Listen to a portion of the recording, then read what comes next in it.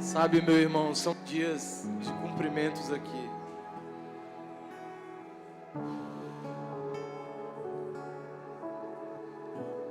Se você for ali passar naquele corredor onde tem palavras proféticas sobre a nossa cidade, sobre essa casa, sobre a nossa nação, e olhar para o cenário ao nosso redor, fica ainda mais nítido de que tudo aquilo que nós recebemos do Senhor, em palavras, em sonhos, em visões, em promessas aqui, apontava para esse tempo de agora. Se você tem alguma dúvida, passa no final da reunião ali no corredor, veja as palavras, veja os quadros. O quanto tem apontado para esse momento em que nós estamos vivendo. Era justamente o momento em que as coisas ao nosso redor mais apertariam. Era num cenário literalmente improvável. Num cenário de densas trevas, mas é nesse cenário que se levantará um poderoso avivamento. O Senhor, há alguns domingos atrás, nos deu uma diretiva de não atrapalhar o que o Espírito iria fazer nos próximos dias. E nós não vamos atrapalhar. Se for da vontade do Senhor, dias em que só levantaremos um clamor, faremos. Essa quinta cancelamos a escola porque estávamos aqui em clamor, em torre de vigia. Deus, o Pai, tem nos direcionado a subir a torre de vigia mais uma vez.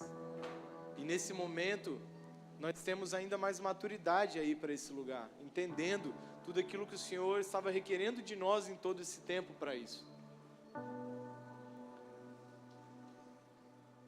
Mas eu creio que é a hora de não pouparmos esforços.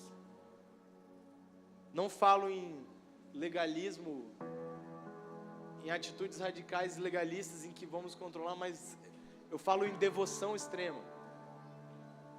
Um coração radical em paixão por Jesus.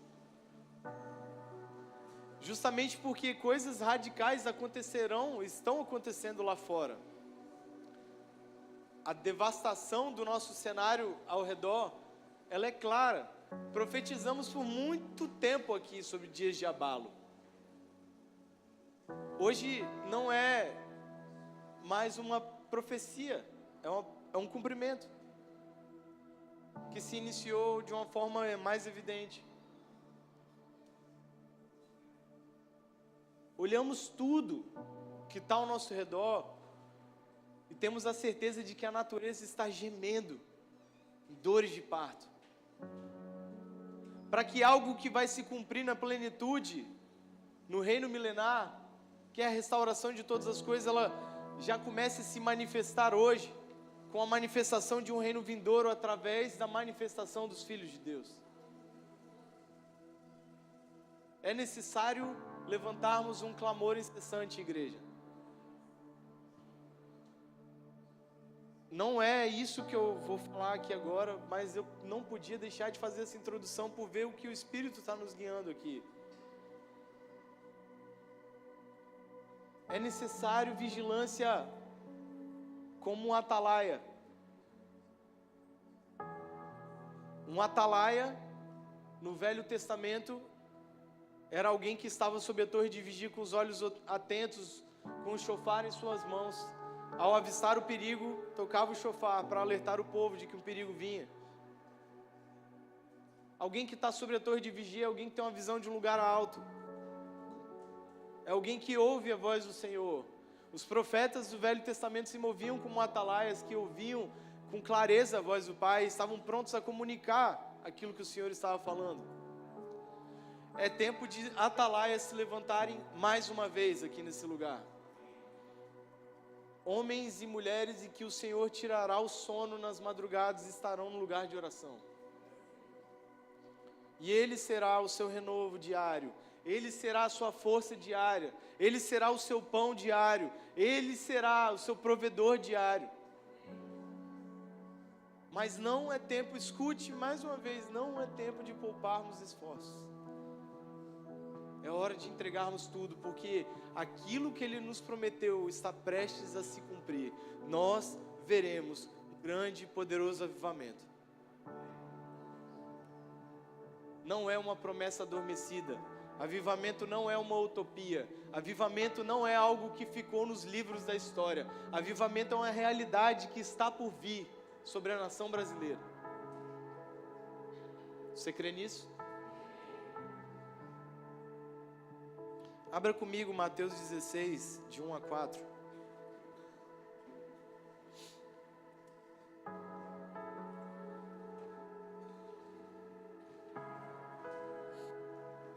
Prometo ser bem breve.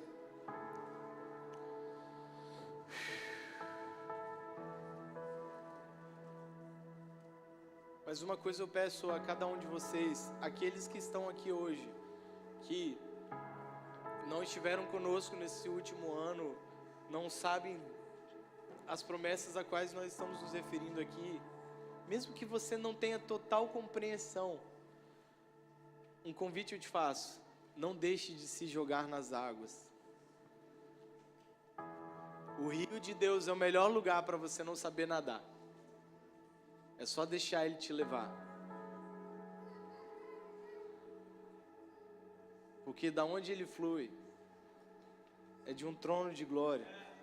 E Ele vai te levar para um lugar que não há outro prazer maior do que na sua presença. Então, mesmo que você não esteja entendendo tudo, não resista.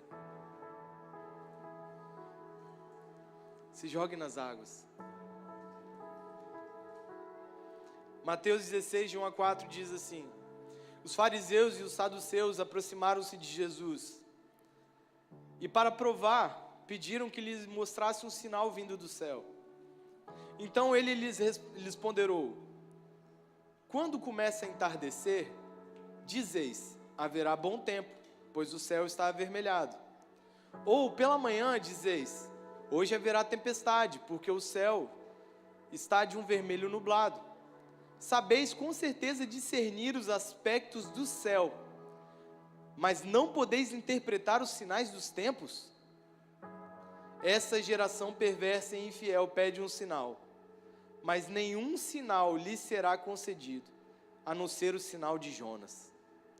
Jesus se afastou, então deles partiu dali. Antes dessa passagem, algo muito importante acontece no meio dos discípulos, no meio do povo. Logo antes de acontecer essa indagação dos fariseus e dos saduceus, quem lembra qual foi o grande feito de Jesus antes desse momento? Pode falar alto. A multiplicação dos pães. Um sinal claro de sobrenatural do Senhor, que foi evidenciado por milhares de pessoas, em que todos provaram daquele que estava ali, fazendo essa multiplicação acontecer, mostrando que era o sustento, que era o provedor. Alguém que estava na sua caminhada já mostrando a realidade do Messias. E mesmo assim eles chegam para ele e indagam: mas nós queremos um sinal do céu. Nós queremos um sinal que comprove tudo aquilo que você está falando, que você é o cumprimento da profecia, tudo aquilo que você está falando, que você é o Messias. Nós queremos um sinal. E ele faz essa indagação: peraí, mas vocês sabem discernir o tempo? Sabe quando não vai chover? É igual, quem é capixaba aqui sabe que quando o mestre Álvaro tem a nuvenzinha ali no seu topo, vai o quê? Vai chover. Não é claro isso, gente, pra gente? O famoso mestre Álvaro de chapéu.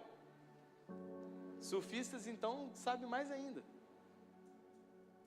Mas a gente sabe discernir o tempo. Olha, o tempo está fechado, a chuva está vindo. Ou hoje vai ser um dia de sol maravilhoso, o céu está limpinho. E Jesus, ele fala: vocês sabem discernir isso, mas não sabem discernir os sinais dos tempos. Não sabem enxergar aquilo que está diante dos seus olhos. E o que ele está falando ainda mais claro para aqueles homens ali era: vocês que se consideram guardiões da lei, um povo que guarda aliança, não sabe discernir aquilo que está escrito.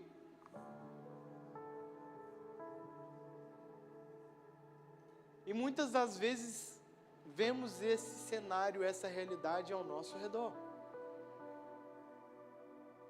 Sabemos discernir várias coisas, sabemos enxergar o que está ao nosso redor.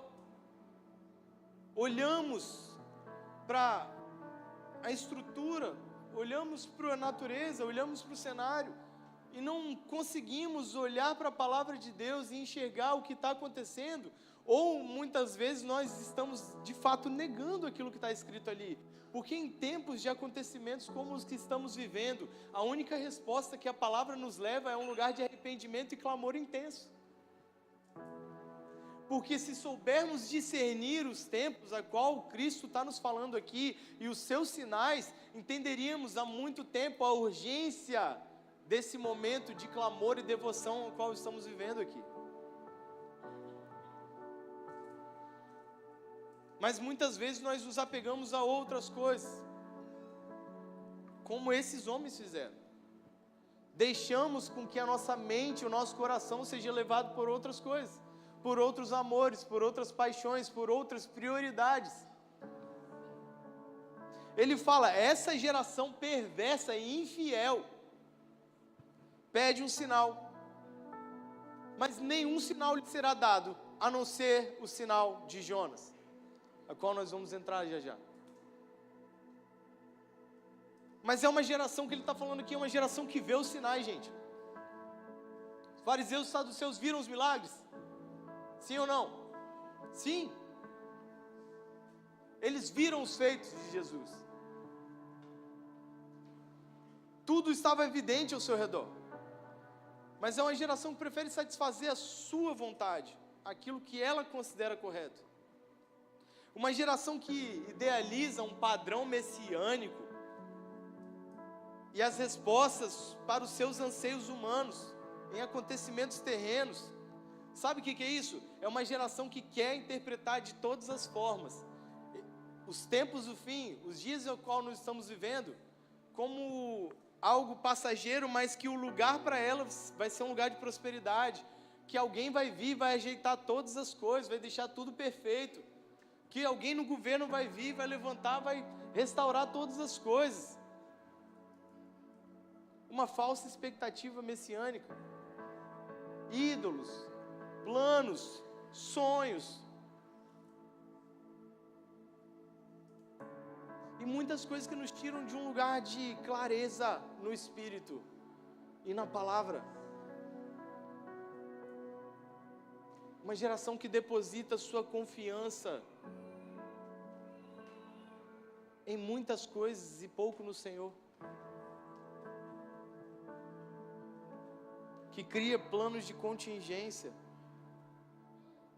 E o pior de tudo é o que ele fala, uma geração infiel, pois acha que guarda a aliança, mas eram perversos, idólatras, enganosos, egoístas, arrogantes. O problema é quando nós nos movemos assim como igreja. Achamos que guardamos a aliança, achamos que guardamos a palavra, achamos que estamos vivendo da maneira correta. Se a igreja está lotada é porque a gente está respondendo. Se o meu ministério ele tem um tanto de seguidores no Instagram é porque tem a aprovação de Deus. Se a conferência tal que a gente fez ela lotou de gente é porque tem aprovação. E isso é engano. Não vale de nada.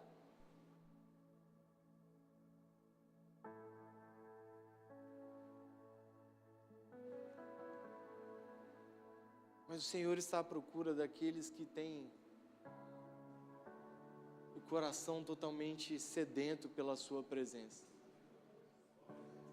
que ao ver os sinais, tem uma atitude de se lançar aos pés de Jesus, que ao ver os acontecimentos ao nosso redor, se jogam no Pai e começam a clamar por misericórdia e pela ação dEle. O Senhor está à procura daqueles que veem os seus sinais, mas que respondam com um coração totalmente quebrantado, um coração de discípulos.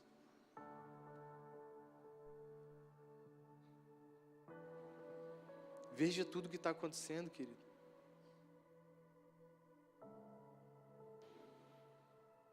Será que somos uma geração que sabemos discernir aquilo que o Cristo está alertando? Ou muitas vezes nos assemelhamos a esses que vivem pedindo um sinal do Senhor? Pai, me dá um sinal sobre o que o Senhor está fazendo nesses dias. Quantos de nós já não falamos isso aqui? Pai, me dá uma palavra para tudo aquilo que o Senhor está falando e o Senhor quer de mim nesses dias. Pai, me dá uma palavra sobre o que está acontecendo, e a palavra que o Senhor está é: seja obediente, meu filho. O que eu queria falar para você, eu já falei, está escrito ali.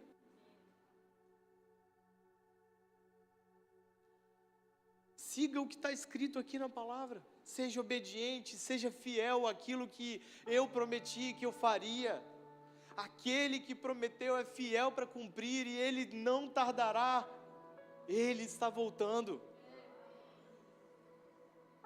E o que Ele quer de nós é uma vida de obediência, é uma vida que entenda que Ele é o princípio de todas as coisas, que Ele tem que ser o nosso maior anseio, que como nós cantamos aqui agora, Ele é o centro e nada mais importa. Agora, será que cantamos essa canção com toda a verdade em nossos corações?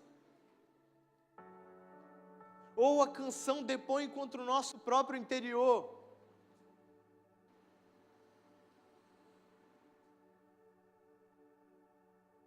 Quando Ele é o centro, meu querido, eu posso te garantir, quando Jesus é o centro de tudo, há a shalom sobre a sua vida. Quando Jesus é o centro de tudo, não nos falta lágrimas nos nossos olhos. Quando Jesus é o centro de tudo, não há lugar para outros ídolos, para outros amores. Quando Ele é o centro de tudo, a única coisa que nós queremos é caminhar uma vida de maneira que Ele nos encontre fiéis.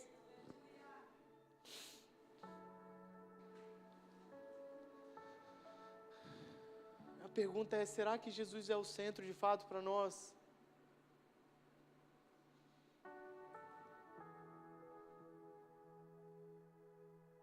Veja tudo que está acontecendo ao nosso redor. E diante de todo acontecimento, Ele está à procura daqueles que estão com os ouvidos atentos para ouvir, os olhos atentos para ver e a boca pronta para proclamar a sua palavra. Aqueles que têm um coração que ouve. Eu oro hoje para que cada um de nós aqui,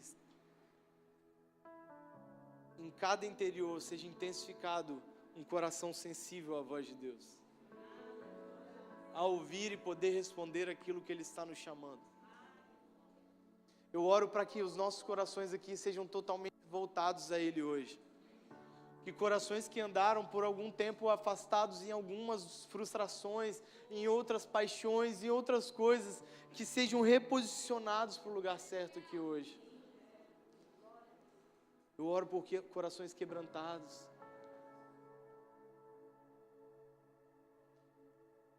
E qual era o sinal que Ele falou àqueles homens?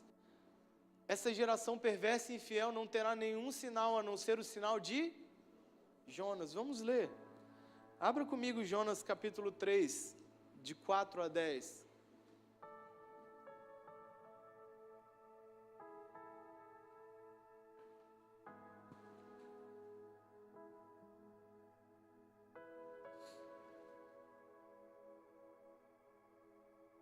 Jonas 3, 4 a 10.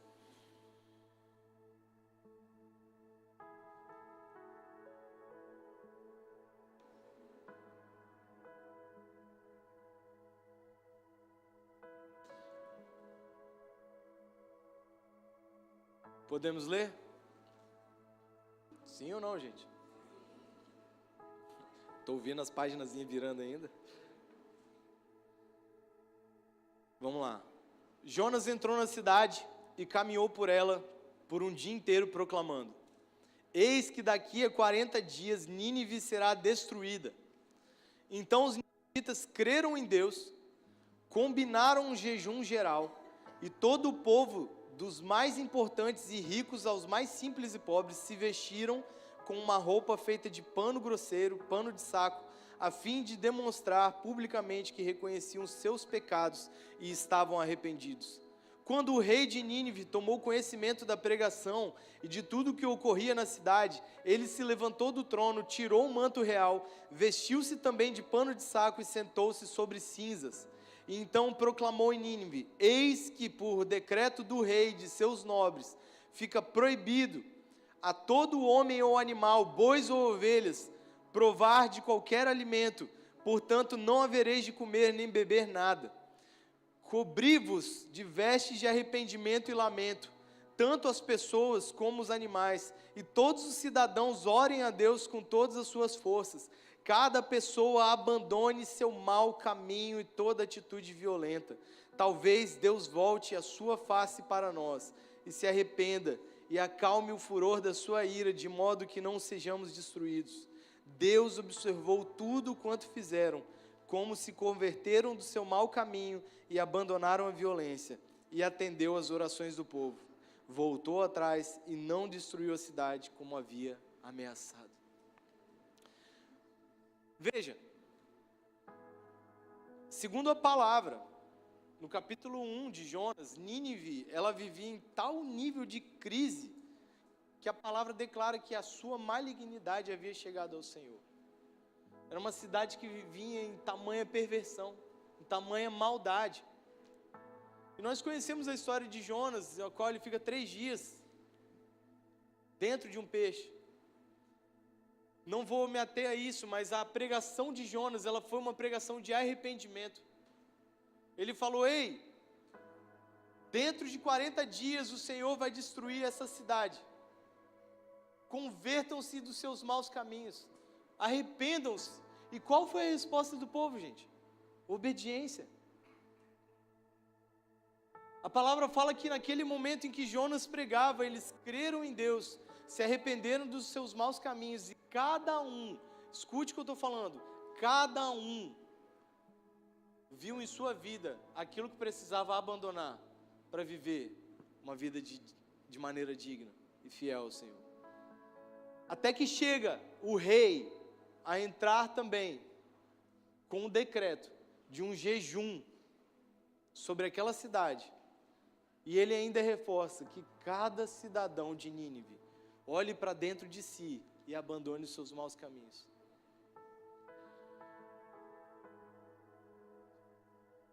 E mesmo assim o Pai mostra sua misericórdia. Sabe o que eu lembrei aqui?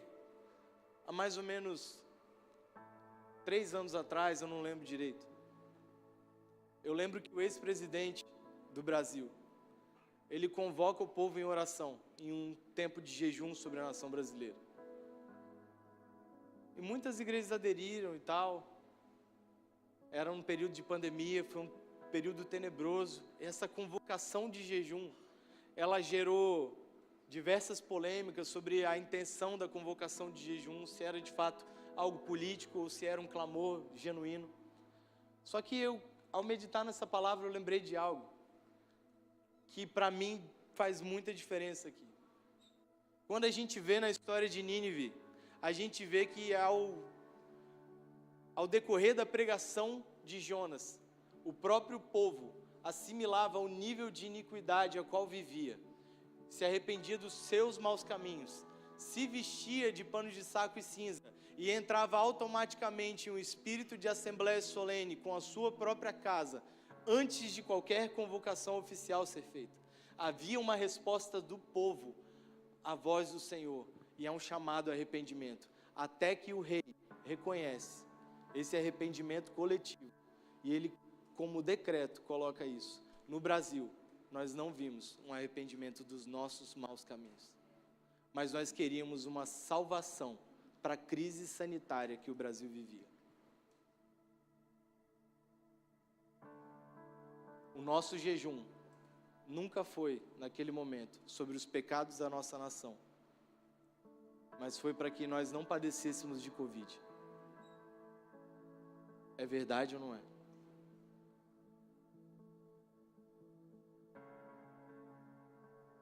E ao decorrer desses anos que foram se passando, eu vejo o Senhor nos levando ao mesmo lugar de clamor. para que Ele venha sarar a nossa nação.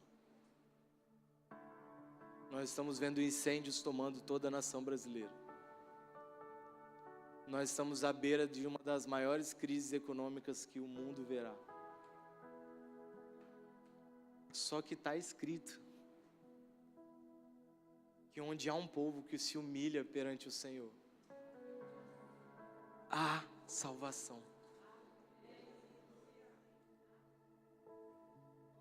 Está escrito que onde um povo se levanta em assembleia solene, dentro de suas próprias casas, reconhecendo seus maus caminhos, seus próprios erros, há a salvação, há a redenção do Senhor, há a provisão do Senhor, há a proteção do Senhor. Onde há um povo que diz: Pai, me perdoa porque eu pequei, eu errei, eu fui egoísta, eu fui idólatra, eu pequei contra o Senhor. Onde há um povo que se levanta com um coração sincero e arrependido, a mão do Senhor vem, sara a terra, perdoa os seus pecados e livra. Um cenário de avivamento precisa ser precedido por um cenário de arrependimento e grandes lágrimas e quebrantamento no Senhor.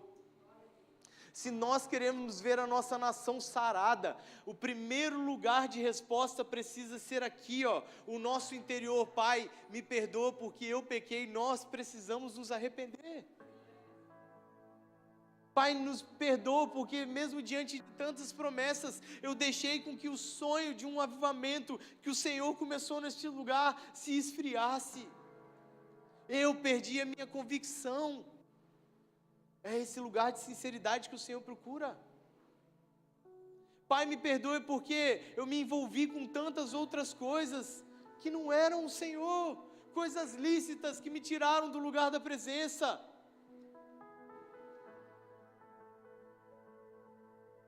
E o Pai mostrou sua misericórdia. E Ele falou para Jonas, nos versículos posteriores, Ele fala: como eu destruiria uma cidade de um povo que não sabia diferenciar sua mão direita da esquerda. O que ele estava falando? Eu preciso dar chance daqueles que não me conhecem poderem responder a minha glória. E o primeiro lugar para isso é o arrependimento. E Nínive se arrependeu. Só que uma coisa você precisa observar aqui, meu irmão, e isso aqui é um chamado para nós. Presta atenção, como se arrependeriam se não houvesse alguém para pregar e proclamar essa mensagem? Como Nínive encontraria o perdão do Senhor para os seus pecados e entraria no espírito de assembleia solene se não houvesse alguém como voz de Deus ali naquele lugar? Como queremos que o avivamento toque Jabu se nós não formos às casas proclamar o Evangelho e dizer: ei, arrependei-vos, o Senhor está vindo, cara? Como veremos em Vitória o cumprimento do seu nome profético se não houver quem pregue? É hora de enchermos as nossas faculdades do poder de Deus, é hora de enchermos as nossas empresas da mensagem do Senhor, é hora de enchermos as ruas com as boas novas, dizendo: ei, o Senhor está vindo.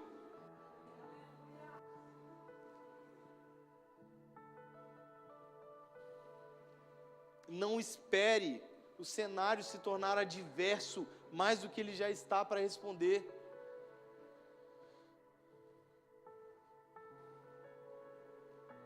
O seu local de trabalho, como que ouvirão ali se não houver alguém que seja a voz do Senhor?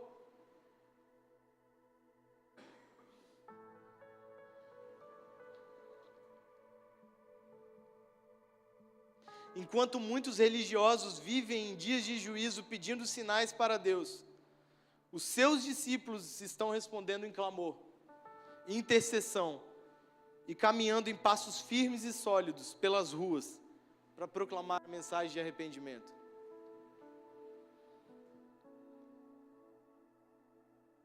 Enquanto muitos estão querendo cumprir as agendas das suas igrejas, o Senhor procura aqueles que com o coração arrependido se lançarão no lugar de adoração, de clamor e intercessão, e irão preparar os seus pés para caminhar diante de uma palavra, de um evangelho de poder e vida.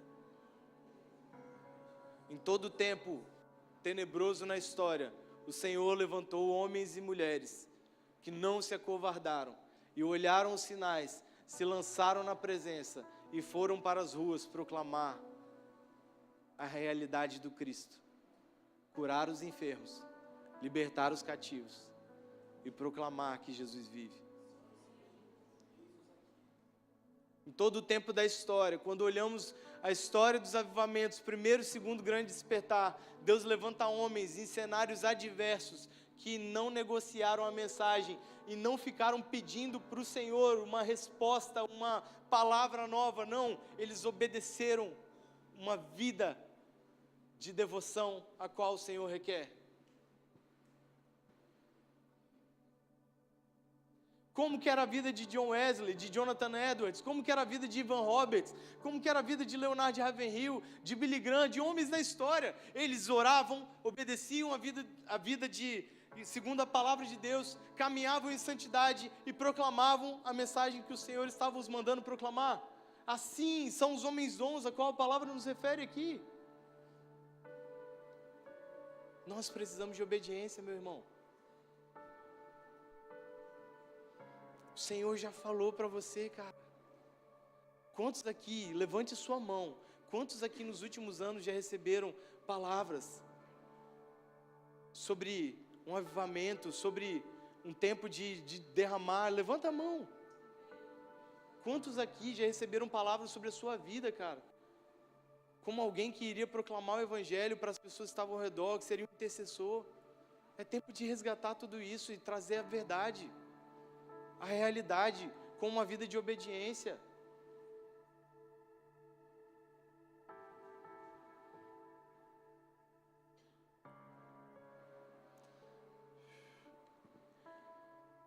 E a resposta de Nínive, ela se assemelha muito a uma outra passagem que nós sempre oramos quando estamos em dias de crise. Qual é a oração que a igreja mais faz em dias de crise? 2 Crônicas 7:14, como é que é?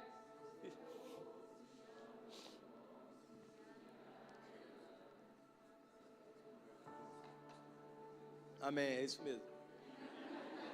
Tá tão animado que eu não vou deixar terminar não, peraí.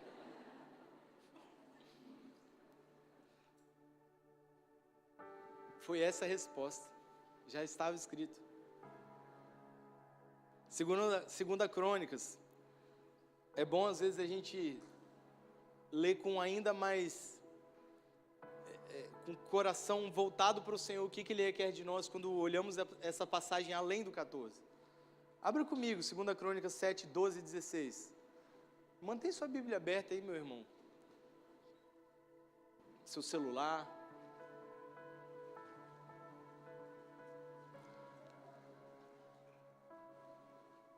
Eu vou lendo rapidinho aqui também para a gente ir ganhando tempo.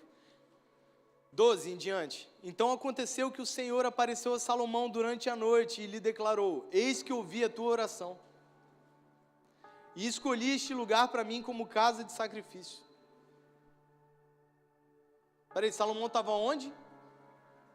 Estava num lugar de oração, num lugar de clamor, lugar de intercessão. E o 13, se eu fechar o céu para que não derrame chuva, ou ainda se ordenar aos gafanhotos que devorem a terra, ou mesmo enviar a praga sobre a minha própria gente, e se esse meu povo, que se chama pelo meu nome, se humilhar, orar e buscar a minha face, e se afastar dos seus maus caminhos, do céu eu ouvirei, perdoarei o seu pecado e os seus erros, e curarei a sua terra. De hoje em diante, meus olhos estarão observando e os meus ouvidos atentos às orações que serão realizadas nesse lugar. Escolhi, pois, e consagrei essa casa para o meu nome, para que o meu nome habite nela, para sempre, e os meus olhos e o meu coração estejam perpetuamente apegados a ela. Olha de novo o 13, quando ele fala: se eu fechar o céu. O Senhor está falando para nós aqui: e se eu fizer com que incêndios tomem a sua nação, se pragas voltarem a surgir, doenças começarem a emergir de novo, se a crise tomar conta do nosso país, se eu permitir que venham os abalos, mas se esse meu povo, que se chama pelo meu nome, se humilhar, se arrepender, clamar ao Senhor, Ele irá sarar a terra. A grande diferença é, nós já lemos isso, nós já oramos isso, mas o Senhor requer de nós obediência, humilhação diante da presença. Nos humilhar, escute, irmão, nos humilhar é fazer exatamente o que nós cantamos aqui agora. Jesus, tu és o centro e nada mais importa. Nos humilhar é colocar o nosso eu, as nossas vontades, as nossas prioridades lá embaixo e permitir que Ele seja tudo em nós e obedecer os seus caminhos seja a nossa realidade e prioridade. Você está entendendo? Essa foi a resposta de Nínive. Essa é a resposta a qual o Senhor está procurando. É isso que Ele está chamando o seu povo.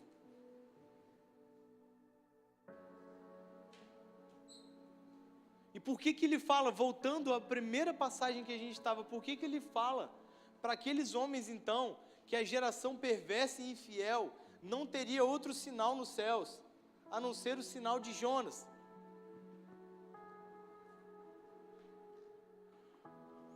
É justamente porque o sinal de Jonas aponta para o poder da ressurreição.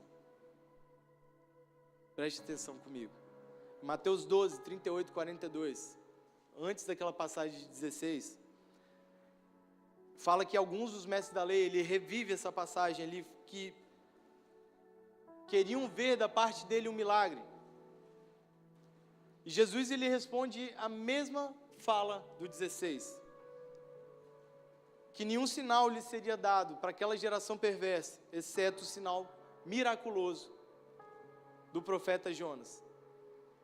Só que ele fala bem assim: portanto, assim como esteve Jonas 3 dias e 3 noites no ventre de um grande peixe, assim o Filho do Homem estará 3 dias e 3 noites no coração da terra.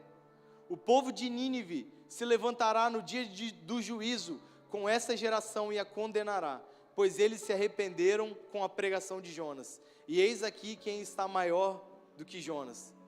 A rainha do sul se levantará no dia do juízo com essa geração e a condenará, pois ela veio dos confins da terra para conhecer os sábios ensinamentos de Salomão. E eis aqui, que aqui está alguém que é maior que Salomão. O que ele está falando é o seguinte: Nínive encontrou arrependimento pela pregação de Jonas, após passar 3 dias dentro do ventre de um peixe.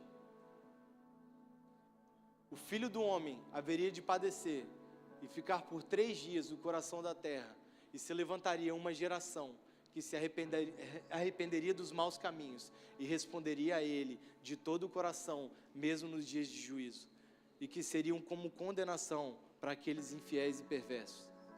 Ele falou que a rainha do sul saiu dos confins da terra para ouvir os ensinamentos de Salomão, e ele está falando aqui: quem está diante de vocês é maior do que Jonas, é maior do que Salomão, é maior do que Moisés, é maior do que Daniel, é maior do que o próprio Davi. Quem está diante de vocês é o Messias.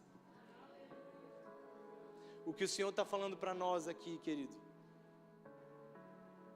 é que Ele está para levantar uma geração que não se curvará, não se dobrará aos prazeres dessa terra, e que por fidelidade a Ele e mediante o poder da ressurreição se levantará com obediência, com santidade ao Senhor, com uma geração que irá viver um dos maiores poderosos avivamentos que a história já viu.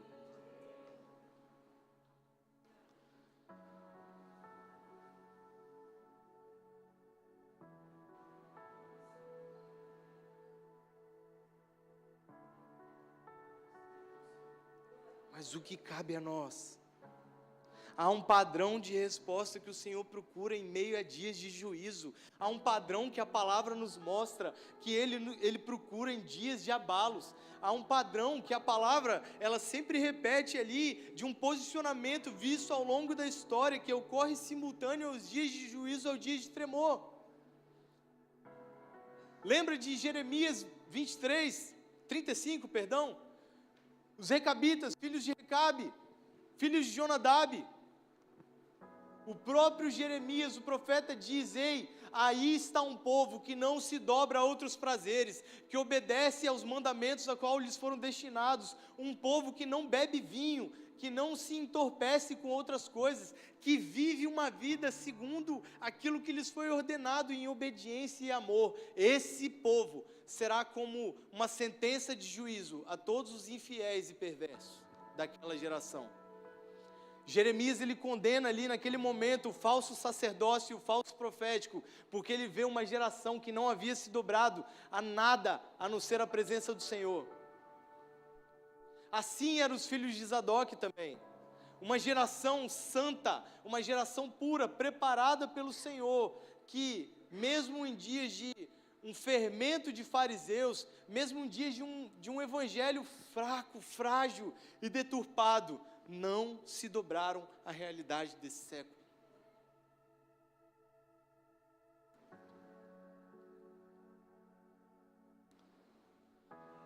E o que o Senhor fala para os recabitas é: jamais faltará para Jonadab, para filho de Recabe, um descendente que me adore mediante o seu serviço. Porque obedecestes ao mandamento de vosso pai, cumprindo todas as suas orientações. O Senhor requer de nós obediência.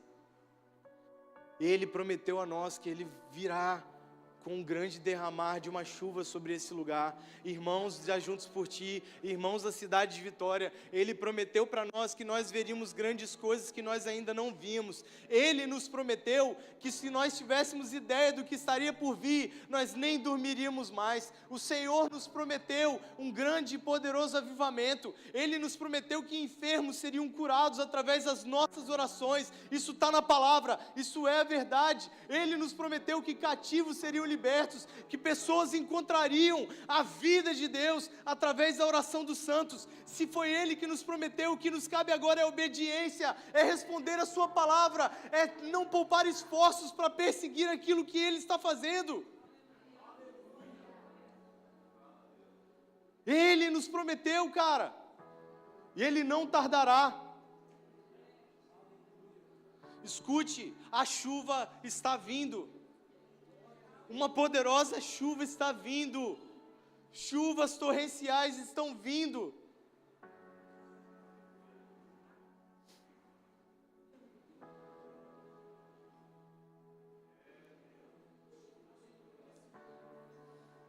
E sabe qual que é a diferença daqui que nós vemos no sinal de Jonas? A diferença que nós vemos no clamor ali que havia em Salomão. Ele fala isso para os saduceus, ele fala que vocês não terão um sinal, a não ser o sinal de Jonas, mas, cara, eles estavam diante do Messias, ouvindo ali, quem é esse que está declarando essa realidade sobre aqueles homens? Sabe uma coisa?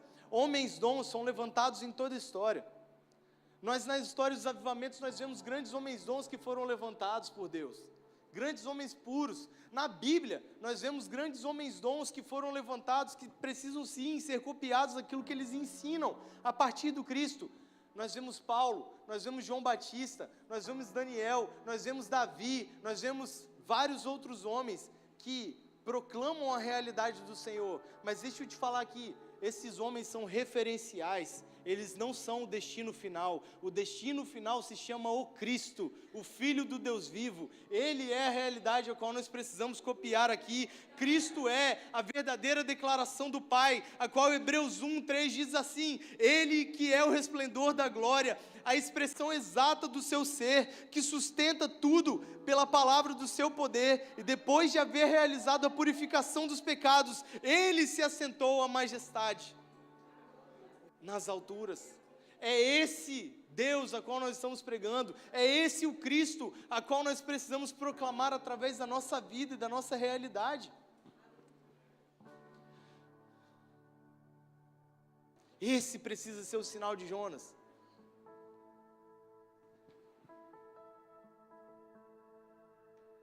É o que ele falou: quem está diante de vocês é maior do que Salomão. Quem está diante de vocês é maior do que Jonas. E vocês mesmo assim não ouvirão aquilo que eu estou chamando vocês para viver. Ah, meu irmão,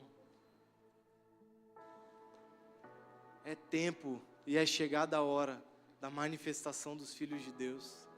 É chegada a hora da manifestação do testemunho de Jesus. É chegada a hora do Cristo ser manifestado através dessas ruas aqui, ó. Mas para isso é necessário obediência radical.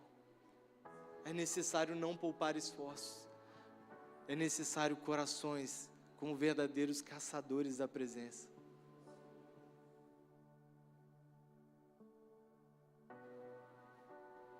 Eu oro nesse momento para que o Senhor levante nesse lugar caçadores da presença aqui. Eu oro nesse momento para que o Senhor levante nesse lugar homens e mulheres que caminham em obediência, em santidade ao Senhor, que não se dobrarão a outros amores, que reconhecem que Cristo é o centro e que sem Ele de nada adianta viver. Nós precisamos do Cristo, meu irmão. Deixa eu te falar uma coisa. Nós ainda como igreja, ainda não provamos os sinais a qual Ele declarou sobre a nossa vida. A igreja no Brasil e a igreja global talvez não tenha ideia do que é a realidade do Cristo sobre a igreja, sobre enfermos sendo curados. Nós muitas vezes não conseguimos ver o nosso irmão sendo curado através das nossas orações. É necessário perseguir a presença dEle, para que tudo aquilo que Ele já prometeu comece a se cumprir em nosso meio, através de um coração fiel.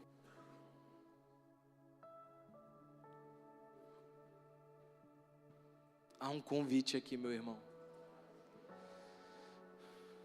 Há um convite do Senhor para nós aqui nessa noite.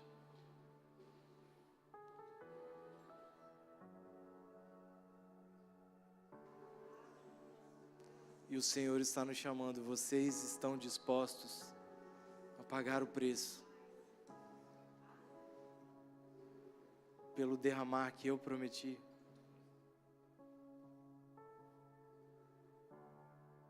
Vocês estão dispostos a investirem as suas vidas, assim como Paulo fala, como oferta de libação, para que se cumpra a minha palavra?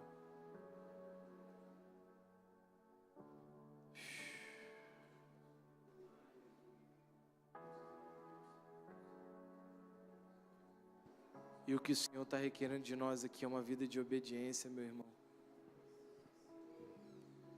O que o Senhor está querendo de nós aqui é uma vida de santidade, é uma vida de abandono dos nossos pecados. É assim como Nínive, olhar para o nosso interior e dizer: Pai, me perdoe, Senhor, porque eu me afastei de Ti, porque eu vivi muitas vezes achando que poderia viver sem a Sua presença. O que o Senhor procura nessa noite aqui são corações quebrantados, dispostos a investir em tudo que têm, em tudo que são, para que se cumpra a sua boa e perfeita vontade.